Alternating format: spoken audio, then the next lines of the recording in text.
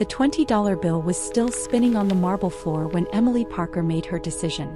She had watched it fall in slow motion. The way you watch something happen that you know you will remember for the rest of your life. Victor Kane's wrist had flicked it with the casual cruelty of a man who had never once considered that other people felt pain the same way he did. The bill had tumbled end over end, catching the light from 300 crystal drops hanging overhead, and landed face up at her feet like a small, ugly verdict on everything her life had been until that moment. Emily didn't pick it up.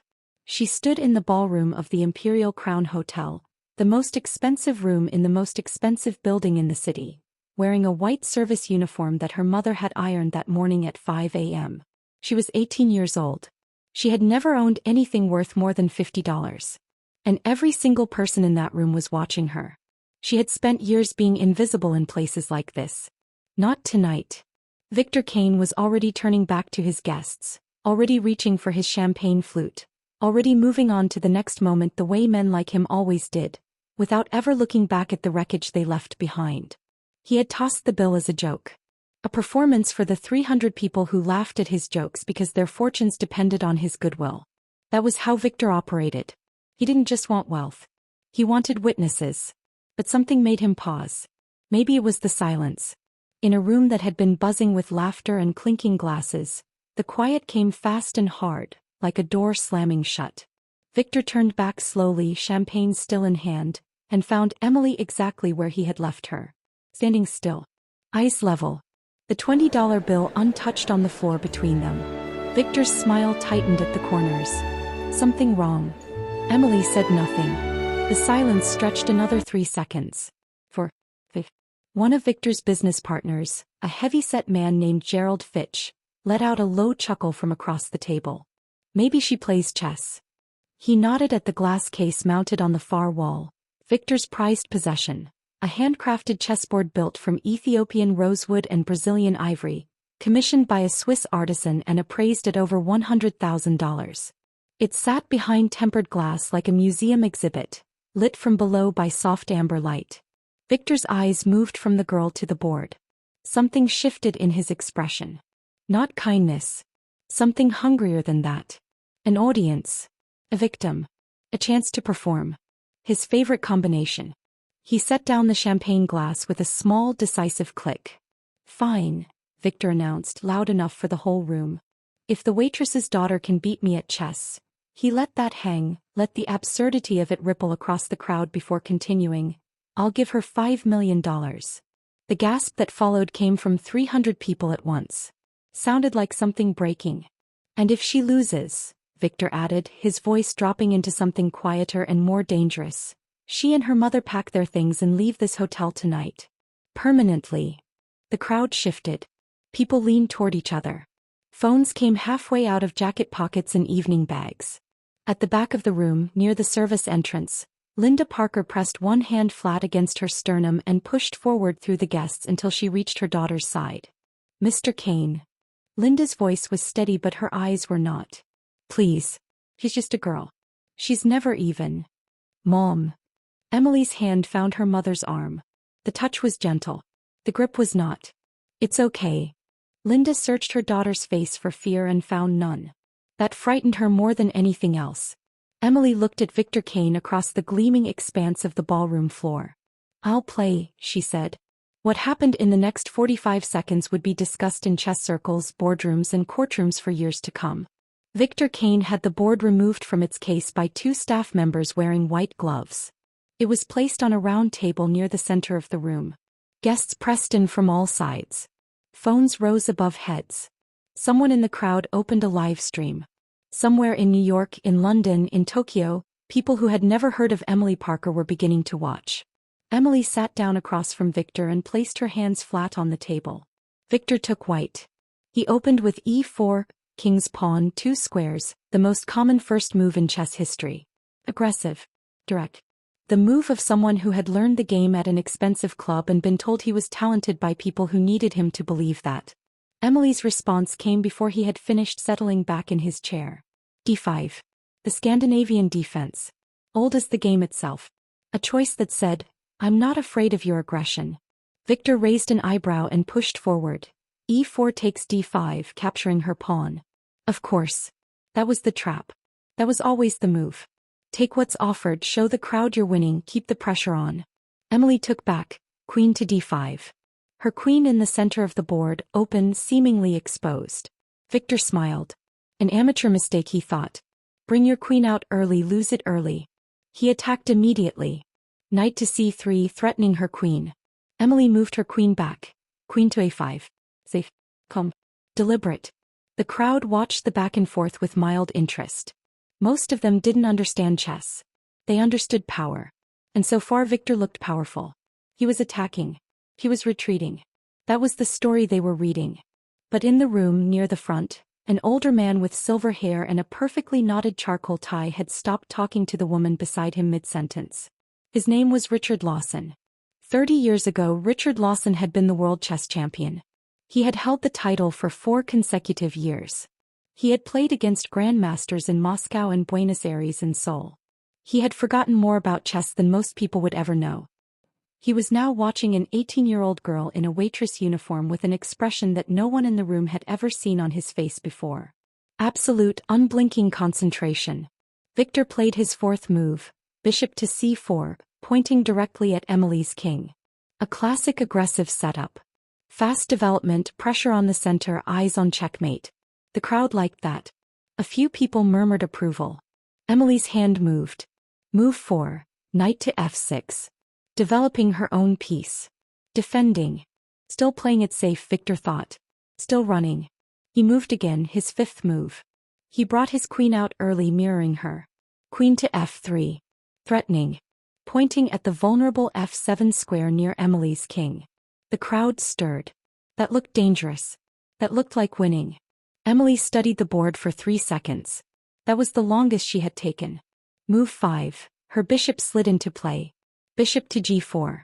She pinned his queen. Victor blinked. Looked at the board. Looked at the pin. His queen was suddenly tied. If he moved it, his king's position would open. If he didn't move it, he was restricted. The crowd didn't understand what had happened. But something had changed, and they felt it the way you feel a shift in air pressure before a storm. Victor leaned forward. Studied. He picked up his knight and moved it, advancing, still trying to attack, refusing to acknowledge the trap closing around him. Move 6. And that was when Richard Lawson stood up. He rose slowly from his chair, and the movement was so unusual. A man of his stillness, his composure, rising without being called, that the people nearest to him stopped talking. The silence spread outward in a wave until the only sound in the ballroom was the soft hum of the chandeliers. Victor noticed. What? His voice had an edge. Lawson didn't answer. He moved closer to the table, his eyes locked on the board. His lips pressed together. His jaw shifted. He looked like a man watching something extraordinary and trying to understand how it was possible. Emily did not look at Lawson. She did not look at the crowd. He did not look at Victor. She looked at the board, and her hand reached forward, and she placed her queen onto a single square with the same unhurried calm she might use to set a glass of water down on a table. Move 7. She released the piece. She leaned back in her chair. Checkmate. The word came out quiet and flat and completely certain, the way you state a fact that isn't worth arguing about. Victor laughed.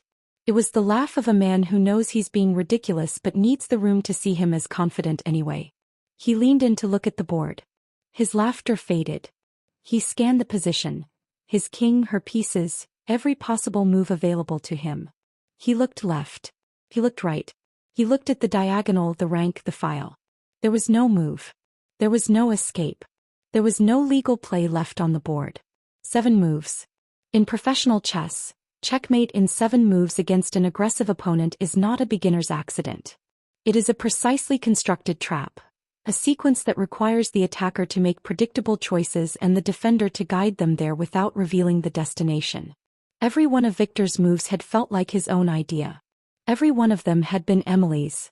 She had planned this from move 1. The ballroom held its silence for nearly 30 seconds. Then Richard Lawson spoke. Remarkable. His voice carried easily through the quiet. He shook his head the way someone shakes their head when the math comes out right but still seems impossible. She calculated this from the beginning. Phones went up everywhere. The live stream counter climbed. Comments flooded in. Within 4 minutes, 12,000 people were watching. Within 8 minutes, it was 40,000. By the time Victor stood up from the table, chess accounts across the internet were reposting the recorded game, annotating it, running it through engines that confirmed what Lawson had already seen with his own eyes. The trap had been set on move 1. Victor's face had passed through red and arrived somewhere beyond it. "She got lucky," he said. The words came out thin. "Used up." Lawson turned toward him slowly. The older man had the particular calm of someone who has nothing left to prove. No one gets lucky for 7 consecutive moves against an aggressive player. Pause. Not without understanding exactly what they're doing. The crowd was changing. The same people who had laughed at Emily 20 minutes ago were now pressing forward, asking questions, speaking her name. Guests who had ignored her all evening were suddenly producing business cards. 3 different people tried to take photographs with her. She stood at the edge of it all and let it happen without moving toward any of it. Victor watched the room reorient itself around a girl in a white uniform and felt something he had not felt in 30 years of building his empire. He felt like he was losing. Then Lawson did something that Victor Kane would never forget. The old champion looked at Emily, then looked back at the room and pointed. "I recognize her style." His voice was calm and perfectly clear. "I've seen this approach before years ago. The positioning, the misdirection, the queen sacrifice setup." He paused. "She's Robert Parker's granddaughter." The name fell into the room like a stone into still water. Most of the younger guests heard nothing in it. But several of the older investors, men and women who had been in finance and technology for 2 and 3 decades, went very still. Robert Parker. The name belonged to a man most of the room had never met, who had spent his life playing chess in parks and community centers, who had died quietly and without ceremony 6 years ago. Not famous. Not wealthy. But among serious people, among the ones who paid attention to the edges of things, Robert Parker had been regarded as something rare. A genuine genius who had simply never gotten the breaks. What fewer people knew, but what several people in that room knew very well, was that 12 years before his death Robert Parker had built something. A chess learning software system unlike anything that existed at the time. Adaptive. Intelligent. Capable of modeling a player's weaknesses and designing personalized training sequences in real time. He had spent 4 years building it with a small team of developers he paid out of his own savings. He had applied for patents. He had sought investors. He had knocked on every door he could find. One of those doors had belonged to Victor Kane's technology company. The meeting had gone nowhere officially. Robert Parker had been turned away. 3 months later the project had gone cold. His developers scattered. His files went missing from a server he had been using through a third-party host. The case had been looked at briefly by a legal firm Robert couldn't afford to keep on retainer. Then it had quietly disappeared. 14 months after Robert Parker's project collapsed, Victor Kane's technology division released a chess learning platform. Adaptive. Intelligent. Capable of modeling a player's weaknesses and designing personalized training sequences in real time. It sold for $240 million. Nobody had ever proven a connection. The case that briefly existed had gone nowhere. Most people had forgotten it entirely. But not Lawson, who had known Robert Parker personally and had watched the whole thing happen from a distance with his hands tied. And not the journalists who were now watching the livestream. The comments section lit up within minutes. Then the questions started. Not from the crowd in the ballroom but from the internet, from reporters who had been handed a thread and were already pulling. Former employees of Victor's technology division started appearing in forum threads. A developer who had worked on the chess platform 3 years after its acquisition posted a photograph of internal documentation that included architecture notes he had always found strangely familiar. By midnight, 2 investigative journalists had reached out to Lawson directly. By 2 in the morning, a financial news outlet had published a preliminary piece with the headline, "Did Victor Kane's empire get built on stolen work?" By 6 a.m., 3 major investors had called emergency meetings with their legal teams. Victor Kane did not sleep that night. He sat in his office on the 43rd floor of the Imperial Crown Hotel with his chief legal counsel and his communications director and his chief financial officer, all of them talking at once, all of them looking at the same number on the same screen. His company's stock price, dropping in pre-market trading like a stone off a ledge. The scandal didn't build slowly. It didn't creep. It detonated. By the end of the following trading day, $400 million had evaporated from the market value of Victor Kane's holding company. Two institutional investors had publicly suspended their positions pending review. A government trade regulator had announced that it was opening an inquiry into the intellectual property practices of 3 technology acquisitions made by Victor's company in a 10-year period. His board of directors demanded an emergency session. 3 major hotel contracts in Asia were paused. A celebrity endorsement deal, signed the previous week for $11 million, was quietly shelved.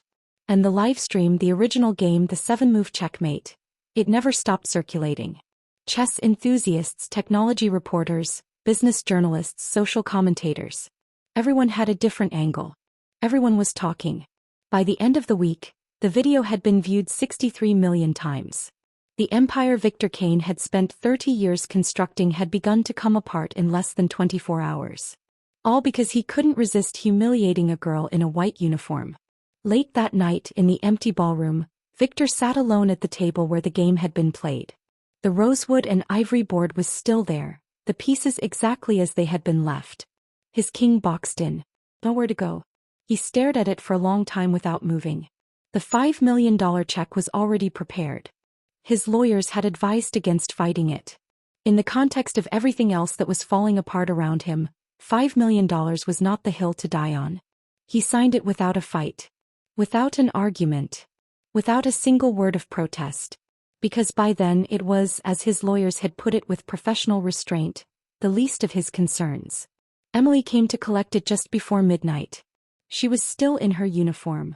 Her mother walked behind her, one step back, watching. Emily picked up the envelope with the check inside and held it in both hands for a moment, looking at it. Then she set it down and reached into the pocket of her uniform and placed something else on the table. The $20 bill. Still unfolded. Still face up. Exactly as it had landed on the floor 8 hours ago when Victor had flicked it at her feet. Victor looked at it. "Keep it," Emily said. Her voice was the same as it had been all evening. Quiet. Even. Not warm, not cold, simply present. Victor looked up at her face. He had expected to find satisfaction there. Triumph at least. Some version of the expression he had put on every time he had won something at someone else's expense, because that was the expression he understood. He knew victory. He could read it on a person's face the same way he could read a stock chart. He found none of it. "My grandfather always said that respect is worth more than money."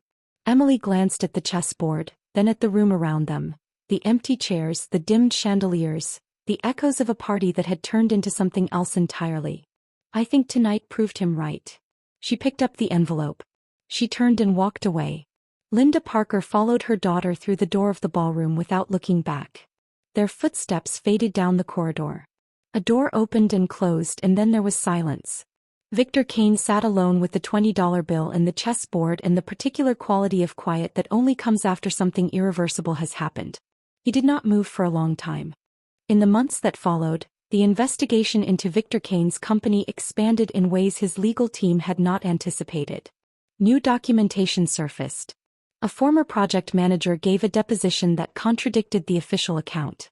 An independent forensic analysis of the chess platform's original code base identified structural similarities to architectural notes that Robert Parker's estate, now managed by Linda Parker, had retained in a physical binder that Robert had kept in his home for over a decade. The binder had never been digitized. It had survived because Robert had never trusted servers. Emily Parker did not attend any of the legal proceedings. She gave one statement through her attorney and declined all interview requests. She enrolled in a university program for mathematics and computer science. She kept her online chess username Shadow Queen but played less frequently. When she did play, she won. A year after the night of the chess game, she established the Parker Chess Foundation in her grandfather's name.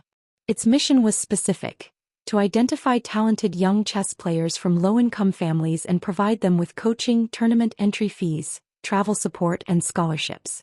In its first year, the foundation ran programs in 7 cities. More than 300 children participated. 41 earned tournament placements. 9 received academic scholarships. The foundation was funded almost entirely by the $5 million check. Almost. Emily kept one portion back.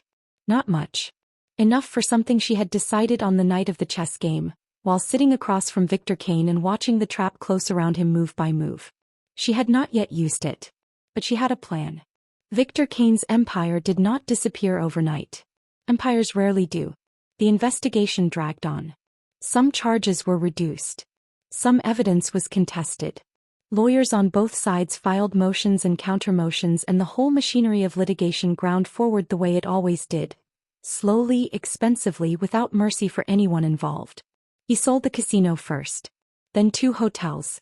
Then the technology division that had started everything, sold in pieces to 3 different buyers at a fraction of what it had been worth 2 years earlier.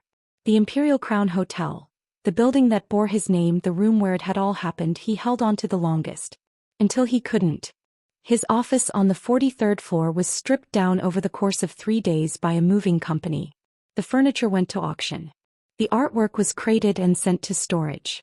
The communications equipment was disconnected and removed. On the last day, the only thing left on the wall was a single frame, hung crookedly where a large landscape painting had been. Inside the frame, mounted on black backing, one $20 bill. The movers asked if it should be packed. Victor told them to leave it. Nobody ever learned why. He didn't explain. Maybe he couldn't. Emily Parker learned about the framed bill from a journalist who had covered the final weeks of the Imperial Crown sale. The journalist included it as a footnote in a long piece about the Kane collapse. A small, strange detail at the end of a very long story. Emily read the piece on a Tuesday afternoon in her university library. She sat with it for a few minutes after finishing. Then she closed the browser tab and opened a spreadsheet she had been working on for 6 months. The spreadsheet contained the architectural notes from her grandfather's binder. Digitized, cleaned, expanded. Cross-referenced with the public documentation from the platform Victor's company had released. Annotated with her own additions. She had inherited Robert's mind and she had spent 4 years sharpening it. She had been building something. Not a case. Something larger. Something her grandfather had started and never gotten to finish. Her phone buzzed. A name on the screen she had not expected to see. Richard Lawson. She stared at it for a moment. Then picked up.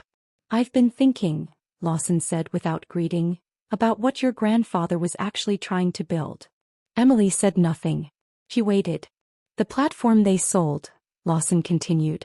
"The one they released after they took his work. It was successful. But it wasn't what he designed. They built the easy version. The version that makes money." Pause. "I've looked at his original notes, Emily. The version he actually had in mind, the complete version, it doesn't exist yet. Nobody's built it." Emily looked at her spreadsheet. "I know," she said. Another pause. Longer this time. "I have investors," Lawson said carefully. "People who remember what happened. People who want to see it done right this time."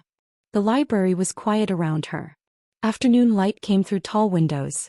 Somewhere in the room a printer was running. Emily looked at her grandfather's notes on the screen in front of her.